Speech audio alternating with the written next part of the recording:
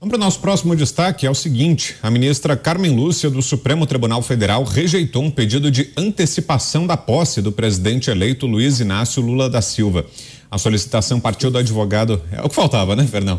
A solicitação partiu do advogado Fábio de Oliveira Ribeiro, que alegou que o Brasil se encontra sob risco de um golpe de Estado e que o atual presidente, Jair Bolsonaro, nunca foi capaz de defender a democracia. Na petição, Ribeiro pede a intimação de Bolsonaro para que, no prazo de 1 hora, o chefe do executivo reconhecesse publicamente o resultado da eleição, sob pena de ser decretada a posse antecipada do novo presidente da República. A ministra Carmen Lúcia indeferiu o pedido, classificando-o como incabível e destituído de fundamentação jurídica mínima e de indicação de base constitucional e legal. Seria um encurtamento do mandato do presidente Bolsonaro, né, Fernão? A antecipação da posse, encurtamento do mandato, né? É inacreditável, esse país está... Cara, essa gente está disposta a tudo. Esses caras vão pesar a barra, né? E o Brasil está andando no fio da navalha. Não entendeu ainda a loucura que cometeu de ter tirado esse cara, esse Lula e essa claque dele, da onde eles deviam ter sido mantidos. Você já ia ter que mexer no calendário aí, hein, Zé? Ao invés de 1º de janeiro, já ia ter que se preparar para a posse antes da hora. Não vai acontecer isso pela decisão da ministra Carmen Lúcia, Zé. Pois é, tem uma máxima aqui que diz o seguinte, Vitor: mandato não se estica e não se encurta. O mandato tem a duração que as urnas garantem ao eleito. Esta é a realidade. Fazer uma proposta assim já deveria ser crime contra a democracia. Essa pessoa já deveria ser processada e Alexandre de Moraes jogar no rol daquele processo investigativo lá, chamado A Coisa, né? Que é aquele inquérito, dizer, olha, isso aí é um ato antidemocrático, pedir para o encurtamento. Para não dizer que nunca houve uma proposta assim, no governo Sarney houve a possibilidade de entregar a Collor o mandato um pouco antes. Eu me lembro do líder do governo, José Sarney, na época, me disse o seguinte, que houve um debate e que o então ministro da Economia pediu ou solicitou, né, para que o governo avaliasse a situação de entregar o governo antes, porque a situação estava descontrolada, a inflação alta, o Marcílio Marques Moreira. Enfim, houve a proposta numa reunião. E aí o líder do governo olhou para Sarney e Sarney admitiu a possibilidade. E aí imediatamente ele tomou a palavra e falou assim, olha, presidente, isto é uma missão. O mandato é uma missão. E nós vamos até o fim. A inflação naquela época realmente estava muito alta, havia um descontrole econômico muito grande e o Collor tinha sido eleito assim com uma popularidade muito alta, a transição era muito forte, com nomes novos, fortes, e tudo isso justificável. Veja que essa proposta partiu de dentro do próprio governo. Agora, encurtar mandato, só a proposta já significa um ato antidemocrático. Você, Mota? Olha, eu vou pegar um comentário que o Fernão fez há pouco, né? E não sei se foi exatamente com esse significado que ele quis dar, mas me ocorreu isso. A esquerda não tem propostas para a modernidade. O que esses grupos de esquerda têm é simplesmente um projeto de poder. A defesa dos direitos fundamentais é uma das bases da civilização ocidental moderna. Esse conceito de direitos fundamentais não é propriamente uma novidade, ele já tem alguns séculos. Tá? Eu arrisco dizer que ele forma a base do chamado Estado de Direito. Os direitos à vida, à liberdade, à propriedade, à livre expressão. É inacreditável que a gente esteja hoje discutindo essas coisas. Tá? E esses direitos, isso é sempre bom lembrar as pessoas, eles são, os direitos individuais, eles são sempre contrapostos à opressão do Estado.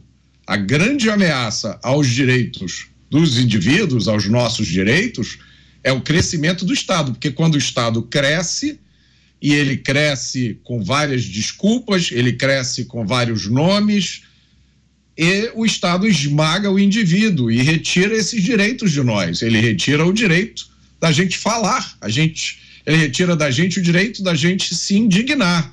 E aí é que está a grande armadilha que está se montando no Brasil hoje. É a justificativa de agigantar o Estado para cima de nós, justamente com a desculpa de que isso é para nossa proteção. E se as pessoas que estão sonhando esse sonho doido de uma noite de verão não acordarem, na hora que esse despertar vier, o Estado, cuja existência é justificada pela proteção dos nossos direitos, ele vai servir justamente para tirar esse direito de nós. Com essa? Oi, diga, Fernando. É sexo explícito, Mota. Hoje, o Alckmin, o trânsfuga, anunciou o pessoal da transição para relações exteriores. Né? São duas cabeças da direção do Foro de São Paulo. Quer dizer, o Foro de São Paulo foi criado, entre aspas, para reconstruir na América Latina aquilo que foi perdido na Europa do Leste com a queda do Muro de Berlim. O que foi perdido na Europa do Leste com a queda do Muro de Berlim? A NKVD do seu Putin mandando fuzilar nego em porão, né? Porque falou a frase errada, pensou a coisa errada. É isso que foi perdido. Né? É você viver murado e ser metralhado se você tentar visitar o seu parente do outro lado da cidade que foi dividida por uma muralha, né? Por cerca de arame farpado. É isso que esta gente está querendo reconstruir na América Latina, que se perdeu com a queda do muro. Né? E na transição, quem são os nomeados para relações exteriores do Brasil? É a senhora, como é que chama? Mônica, não sei das quantas, né? Que é diretora do Fundo de São Paulo, né? E o senhor Romênio Pereira. Mônica Valente. Né? Mônica Valente. É isso.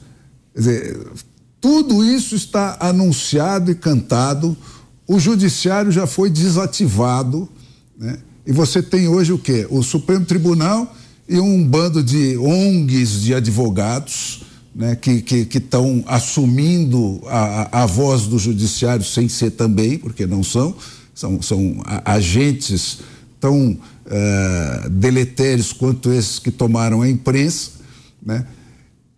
Agora, o resto dessas instituições está morto. E você tem aquele lumpen, aquele banditismo do Congresso, a turma comprada, vendida, escrachada, que está nessa parada. Né? O resto não tomou posse ainda. Então, é isso, você tem caras colocados em postos chaves, né, trabalhando para destruir o sistema democrático no Brasil.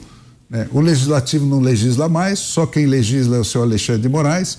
O judiciário não julga, qualquer sentença do STJ para baixo é anulada a chute e pontapé. Então você não tem mais nada no Brasil, sobrou isso. Né? E essa gente que se diz jornalista, finge que isso não está acontecendo. Cara, que vergonha. Que horror, isso é crime,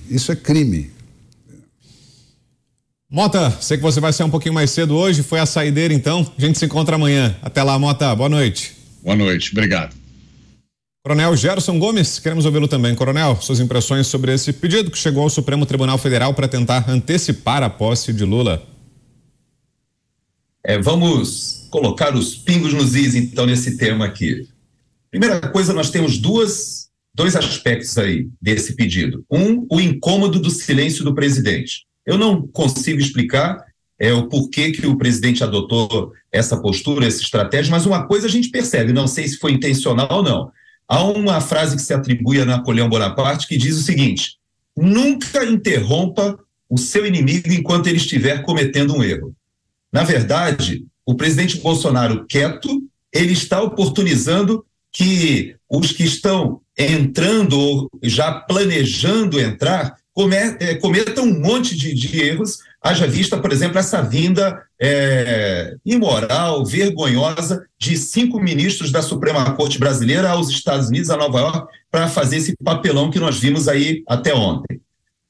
Fora isso, nós já temos a própria estada do senhor Luiz Inácio Dilma da Silva, que está lá no Egito, e que já foi levantado aqui vários aspectos que são conflitivos até com os interesses nacionais. Isso coloca todo mundo alerta em relação a esse novo governo que se forma e que para muitos é um retorno realmente daquilo que o vice-presidente desse atual governo falou lá atrás, que seria um retorno da quadrilha ao local do crime. E o povo fica apavorado. Só que o segundo aspecto desse pedido, ele faz referência àquela primeira notícia que nós demos ontem, que o PL está trabalhando numa solicitação até de anulação das eleições. Mas existe um artigo, no artigo 14 da Constituição, parágrafo 10, diz também que o mandato eletivo poderá ser impugnado ante a Justiça Eleitoral no prazo de 15 dias contados da diplomação, instruída a ação com provas de abuso do poder econômico, corrupção ou fraude. Tudo leva a crer, pelo que nós observamos desses documentos que estão reunidos, que tentará ser interposto ao TSE uma solicitação de investigação dessas irregularidades que foram mostradas pelo Ministério da Defesa, as fragilidades, e agora parece que o PL avançou na prova dessa fraude. E se o próximo presidente for diplomado realmente na data prevista, tem 15 dias para o PL apresentar a sua ação de impugnação com as provas de fraude. Eu acho que esse assunto ainda vai rolar por um bom tempo e eu acho que essa expectativa dessa solicitação vai ter que aguardar ainda o desenrolar desses acontecimentos dos próximos dias. Alexandre Garcia. Bom, antes de mais nada, a propósito do que falou o Fernão sobre o Ministério de Relações Exteriores, hoje eu estava pesquisando o Ministério do Desenvolvimento Agrário, né? Sabendo quem era cada um dos 11 que vão ser desse Ministério aí da Reforma Agrária, né? E a maioria, acho que 8, respondem a processo na Justiça, né? Bem coerente com esse grupo aí, né? Mas, e a propósito do que mencionou o Zé Maria, mencionou um político aí, eu não vou repetir o nome dele, porque ele já está idoso, né? Mas o presidente Figueiredo me contou que ele foi lá na residência do Torto propor que, bem assim, que o presidente desse um soco na mesa e prorrogasse o mandato, que eles sustentariam. O presidente pediu que ele se retirasse, né? Achou a proposta absolutamente maliciosa e contra os hábitos democráticos. Esse advogado certamente faltou às aulas de direito constitucional, porque ele está desobedecendo a Constituição que dá os prazos, né? E eu acho que faltou uma palavrinha no despacho da ministra Carmen Lúcia, perguntar: o senhor é mesmo advogado? Mas como é que o senhor se expõe a um ridículo tão grande, né, ao propor uma coisa tão idiota como essa?